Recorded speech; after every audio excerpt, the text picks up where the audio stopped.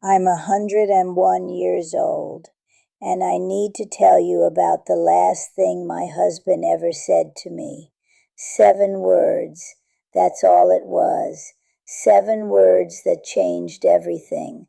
I've carried those words with me for 22 years. They saved my life, and I think they might save yours too. But before I tell you what he said, and I promise I will tell you, I need to tell you about the man who said them. His name was Henry. We were married for 41 years, met when I was 38. Both of us had been married before. Both of us had been broken before. But somehow, together, we became whole. Henry wasn't perfect. Lord knows that man could drive me crazy. He left his socks everywhere. He hummed when he ate. He argued with the television like it could hear him. But he loved me in a way I didn't know I needed to be loved. He saw me, the real me, not the version I performed for everyone else, just me. And for 41 years, that was enough. In 2002, Henry got sick. Cancer started in his lungs, spread everywhere. The doctors gave him 6 months. He lasted 8. Stubborn even at the end.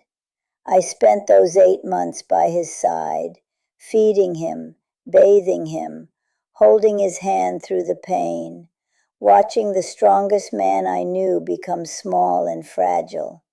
It broke me in ways I'm still discovering. The night before he died, he called me to his bed. His voice was barely a whisper. I had to lean in close just to hear him. He looked at me with those tired eyes, eyes that had loved me for 4 decades, and he said, "Claire, promise me something."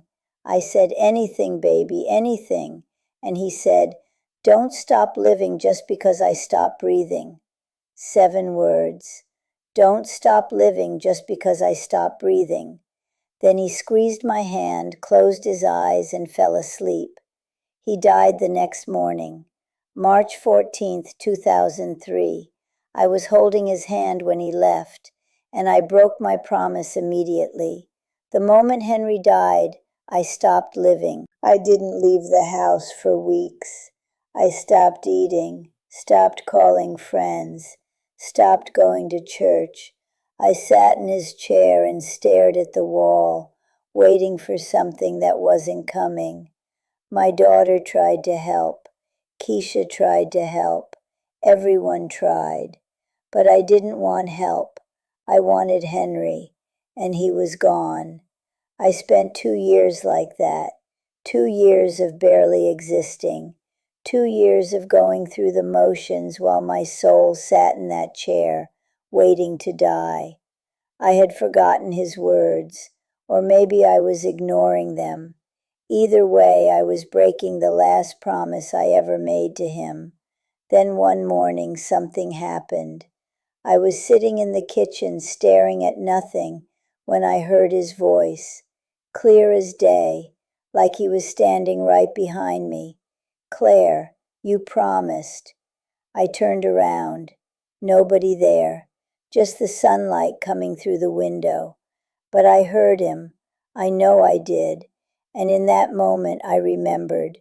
Don't stop living just because I stopped breathing. I had stopped living for 2 years, and Henry had come back to remind me of my promise. I cried for 3 hours straight, not from grief this time, from shame. I had wasted 2 years of the life Henry wanted me to live. That day I made a choice. I got dressed. I went outside. I called Ruthie. I went back to church. I started cooking again. I started laughing again. Not because the grief was gone. The grief never goes away.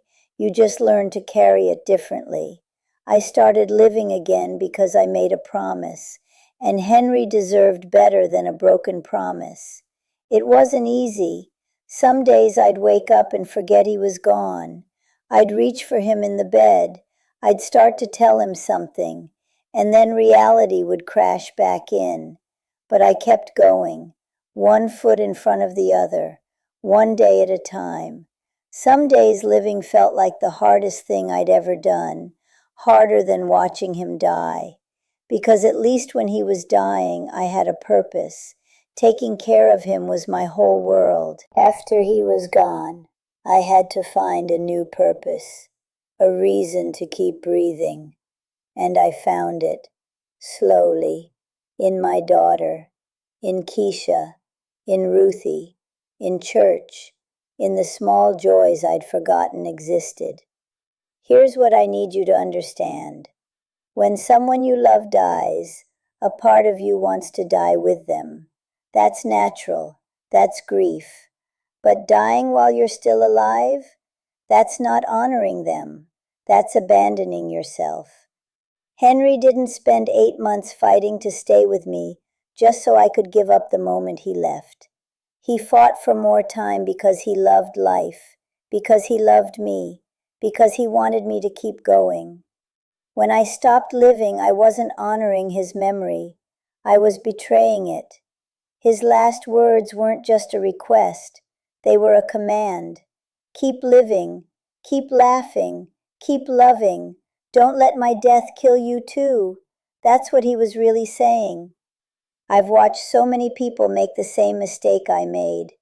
My friend Doris lost her husband in 1998. She crawled into bed and never really got back out. Died 4 years later, not from any disease, just from giving up. My neighbor Thomas lost his wife and sold everything within 6 months. Moved into a facility, said he didn't see the point anymore. He was gone within a year. When you stop living, your body gets the message. It thinks you're done, and it starts shutting down. But when you keep living, even when it hurts, even when you don't want to, your body keeps fighting for you. I'm 101 years old. I've been without Henry for 22 years now. That's longer than some marriages last. But I'm still here, still laughing, still loving, still living, because I made a promise. Here's the truth about grief that nobody tells you. The pain doesn't go away. You don't get over it. You don't move on. You grow around it. The hole Henry left in my heart is still there, same size it was the day he died. But I've grown bigger. My life has expanded to hold both the grief and the joy.